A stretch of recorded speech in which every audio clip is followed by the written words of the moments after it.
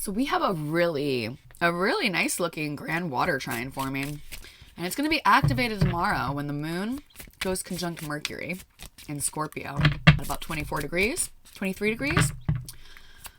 That's trining Saturn at 26 of Pisces, retrograde, and Jupiter at 24 degrees of Cancer, okay?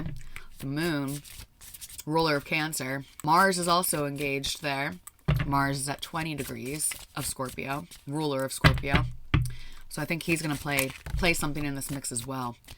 So Cancer. 10 Cancer. Cancer could be a significant sign today if you have anything between 10 and 20 Cancer or in Cancer in general. This reading might be for you. Oh, look, another water sign. We got Scorpio. Scorpio is where Mercury is. It's where Mars is. It's where the moon is right now. And so trines are of the nature of Jupiter. Trines they're very benefic, all right? It's a very auspicious angle, okay? I have this theory that, I don't even know if I should put it out here before I put it in my book, but that astrology is, everything is resonance. You hear me talking about it all the time. The frequencies, right? It's a frequency. Energy moving between points, right? Sounds make shapes. Their frequency makes shapes, but we don't always see them because we're hearing them, right?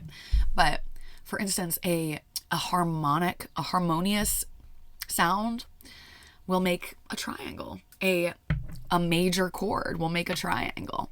A minor chord, a more dissonant tone, will make a square.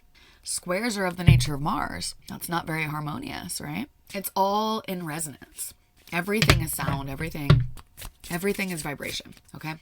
So basically, these planets, not just Mercury, Saturn, and Jupiter, but also the moon involved, Mars involved, they're all working very harmoniously together. It's going to be hard to say exactly what this is going to bring about in your life, but I believe it's going to bring about movement. Mercury, movement, maybe communication, ideas, Mars, action, Jupiter, insight. It could be very emotional, right? Because this is all happening in the water signs. Is there any other signs that we need to look at today? We got Cancer, we got Scorpio, Leo. Yeah, I'm seeing Leo twice here. Cancer, Leo, and Scorpio. If you have anything around 20 Leo, or in Leo in general, Leos always want to come up. It's a primary energy. We all have the sun. We all have the sun in our chart, okay? You can get a lot about your purpose, your higher purpose. So in traditional astrology, the sun isn't you, all right? Most modern astrology is, Western astrology. We think that the sun sign is really who it's on. No, it's just what we're shining out. And it's our higher purpose in life. In traditional astrology, the sun represented our higher purpose, right? And what you want to do is look at what whole sign house in your chart is ruled by Leo, okay? So even if you don't have your sun in Leo, even if you don't have any planets in Leo, your higher purpose is going to reflect what area of your life Leo rules, okay? Say you have Leo in the first house. That would make it your rising sign. So then that's yourself more than any other sign. What if you have Leo in the second house? That would be Cancer risings. Then maybe your higher purpose is value, is livelihood, is possessions. Say you have Leo in the ninth house. Then your higher purpose might be long distance travel, spirituality, philosophy. Anyway, this is what wanted to come out. There's all the water signs. Grand Water Trine, guys. And Leo, obviously. Leo's obviously coming up here. Yeah, so we'll see. We'll see about this Grand Water Trine. I really do. I think it's going to be nice. I think it is going to be nice. Let's get an animal medicine card. Snake.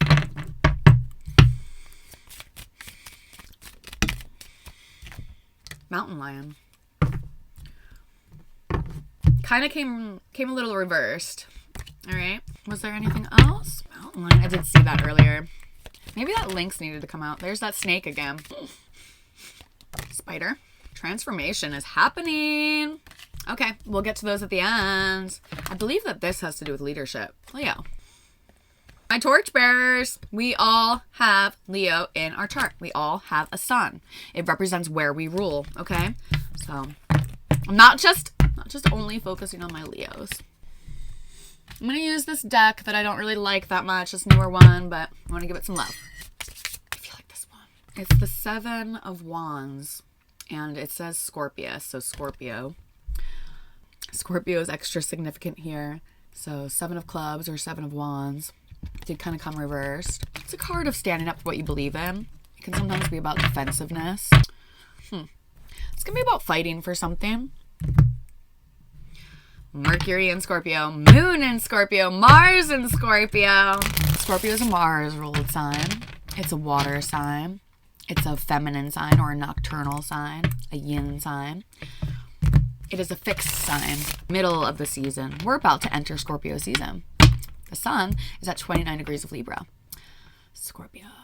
Most people often think with Scorpios about sex, seduction, darkness. The only reason why Scorpio is associated with death is because of the time of year, because it's the fall time when everything is starting to go within. But it really is not necessarily about death. You know, it just relates to that time of year. Really, when everything is dead, it's the winter time. That's when everything is really dead. Saturn has more to do with death traditionally than Mars. The reason why Scorpio is associated with sex is because in medical astrology, Scorpio is related to the genitals. It rules the genitals. So they're also just kind of like, you know, it's feminine. It's like nocturnal, you know, watery. Mars is very passionate. Very passionate. Mars and Venus both. They're very human. Very relational, right? And we all have Scorpio somewhere in our chart. Where do you have Scorpio? Leo risings, they might have Scorpio, since Leo is another fixed sign. Leo rising would have Scorpio in the 4th house. Cancer rising, they would have Scorpio in the 5th house. I like Scorpio in the 5th house. The 5th house is about sex, enjoyment, pleasure. Not a bad place to have Scorpio, but it can come out different ways as well. Also, maybe it's because we also see the snake. Scorpio doesn't have anything to do with the snake. Yes, it does. They're like lowly creatures. Some people believe that Scorpio has a higher symbol, that they then become the angel. That's why in some tarot decks, actually in most, you see an angel instead of a Scorpio in the 4 corners of the world. It's the elevated Scorpio. It brings it up out of that like sexual area, out of that lowly. And if you can, and it's really interesting, 2 of Cups is still on the bottom of this deck. Leo has to do with this as well. There's an interesting reason why they put Leo with the 2 of Cups. But it represents that passion, right? And it's about the Kundalini, the snakes. We all have a snake coiled up at the base of our spine. What is with these sexual fucking readings? Sex is a good thing. But we all have these snakes that then, upon awakening this Kundalini, they rise up. And when 2 people can come together, even if they come together for like, you know, sexual reasons, they can elevate that and bring it up and bring their passions into something higher. And that's really what we're trying to do. Because I'm a teacher, I'm not just a fucking reader. Here we go. Look, in the wheel, they all have wings. Aquarius is the angel. Eagle. Aquarius is the angel. The eagle is Scorpio. You know, they show an angel because Aquarius is the water bearer, right? So, eagle. The elevation of the sexual, the elevation of the material, of the big alignment happening. I don't like this deck. I only pulled 1 card from it. We'll get a couple more. I don't know why, but I really don't. Backwards. 6 of wands now. Okay. Well, I wanted to talk about this too. I'm picking up on something with the 7 of wands, and I'm seeing mountain lion, you know. Also Leo. These are very strong signs. I could have something to do with really fighting to be this leader. Really fighting for what you believe in. Really standing up. It's a challenge. 7, 8 to the 9. So we can get to the new cycle. Things start getting a little intense. Oh, interesting. Mountain lion is 17. That's the star. That's the spot, please. Thank you. Mountain lion.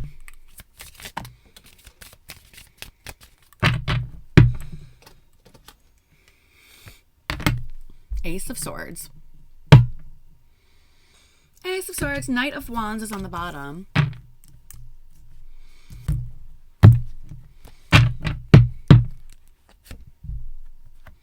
Ten of Cups. I just cut the deck and got to the 10 of Cups. We had the Ace of Swords fly out first. Wow.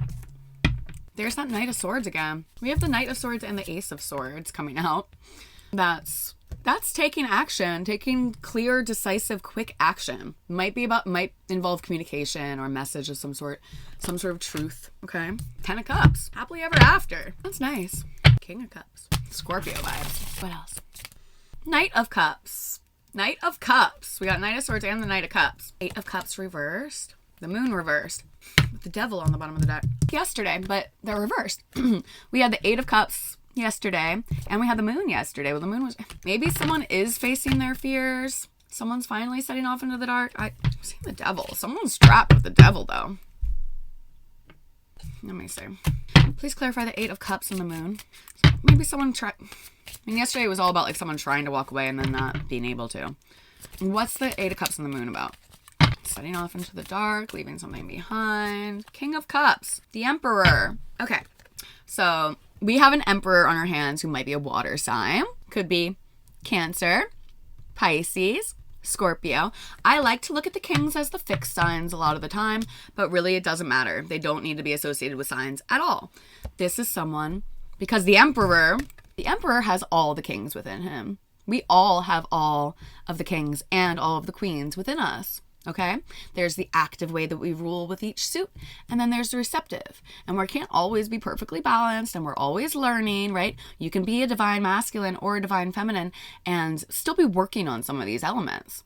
Okay? We continually grow. We don't get finished. If we were finished, we might as well die, you know? What's the point of playing a game anymore if you've like already beaten it? Wouldn't that get boring? Wouldn't it be boring if we knew everything that was going to happen? Wouldn't it be boring if we knew all of our power all at once? If we saw all of our shadows all at once? No. You guys are emperors. Believe it. Believe it. And today we're talking about our emotion. I've been talking about the water all morning. It's a Grand Water Trine for me. I do often call the King of Cups the man in love, you know, because he rules with his heart, rules with his emotions. Okay. I'm seeing the Knight of Cups too. It's like, with the 10 of Cups coming out, the Ace of Swords, the Knight of Swords, someone's coming in. He's an Emperor. 5 of Swords. I saw that earlier too. 5 of Swords reversed. There could be someone coming in with an apology. Someone wants to make amends, perhaps. Maybe that's why this is reversed. I don't know. Maybe. What is that? Please clarify the Devil. On a different deck again. Holy moly. Oh my God. Wasn't the Emperor the last card that I just pulled? Guys, why does it... It's getting weirder and weirder. I've been reading tarot for 14 years now, and this is weird to me. This Emperor and Empress shit is weird to me. I've been trying to decipher it and figure it out for about 6 months, maybe 7 or 8, because it's been coming into my awareness when I started writing my book. Things channel, right? But anyway, this is a big part of the spiritual practice, a big part of the spiritual path. But anyway, we are really, I don't even know what to say. 555. There's so much potential between this king and this queen. Who's the Empress? What's the Empress about? What's going on with that Empress? Wheel of Fortune. Judgment. Okay. The first thing that went through my head was fate, even though I don't always read the Wheel of Fortune like fate. But in a lot of divinatory readings, and a lot of divinatory meanings, then judgment and the wheel together, this is about fate and destiny. This is like the things that you can't... God, why? Why do you keep giving me these readings? Wake up. I swear to God, guys, I don't try for this shit. There's something that must be done. Please clarify judgment. Let me get a different deck. Queen of Wands. 4 of Wands. Do you want to be happy? There's a lot of like emotional fulfillment on the horizon here.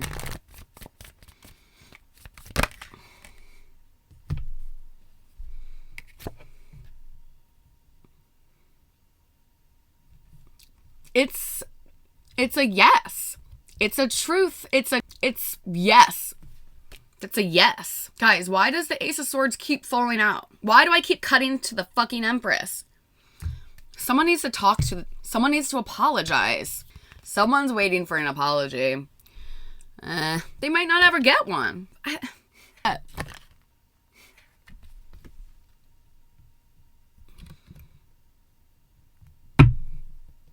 These readings. It's like, are you guys seeing yet that it's always the same? That it's always the same, that we always have to do the same thing. We always have to surrender. We always have to let go. We always have to calm our minds. something is just, guys, I really need to start playing poker. Who wants to come to the casino with me? Relax your mind. It's coming. You have, like, the only way to really get here, to really get to your 10 of Cups and your 10 of Pentacles, is by surrendering, is by releasing, is by letting go. Hi, King of Wands. The Sun. So many Leo vibes. I still think it's kind of funny that, why do they put the Queen and the King of Wands as Leos? Why do they do that? The only way to get here is to surrender, okay? The way that manifestation works, the way that this works is by being so sure that we don't need to think about it. That's the real, like, detachment. When you hear people talking about manifestation, they talk about detaching. It's like, yeah, we have to detach, but not in a way like, oh, it's not for me. You can't be sure that it's not going to happen. You have to be kind of sure that it is going to happen so much that you let it go. And so this is what I was talking about yesterday with temperance. All right. And I did want to actually kind of talk about this too. There was something else I wanted to talk about. Oh, the 6 to the 7. That's right. So I kind of mentioned temperance yesterday and this act that we need to do, which is holding one possibility in one hand. This is the kind of like going from the 2 to the 3. Like, we want to get to the Empress. We want to get to the flow. We want to get to the abundance. We want to let go. So holding one hand, the possibility, yes, what I really want will be. In one hand, it might not ever be. And when you think about it, when you think about what you want, it doesn't matter. It does not matter which side you're thinking of. If you're thinking of the one that you want or the one that you don't want, either way, you're causing resistance. Either way, you are causing resistance. Remember what I said about the energy moving between 2 points. Creates a wall like so intense that it actually becomes physical reality, because that's what energy does. So we don't see and we don't allow in anything. What we have to do is anytime that we feel a thought about the things that we want, anytime the thoughts about the things that we want come into our minds, we need to remove it from our minds immediately. You say, whether or not it's the good thing that you're thinking or the bad thing, the good possibility or the bad possibility, the good outcome or the bad outcome, you say, thank you. Thank you. And we have to trust. This is the wheel too. We have to trust that we are being steered in the right direction. We have to let God take the wheel. We have to let spirit take the wheel. You got to be sure that what is for you will find you. This is where we get out of those specifics.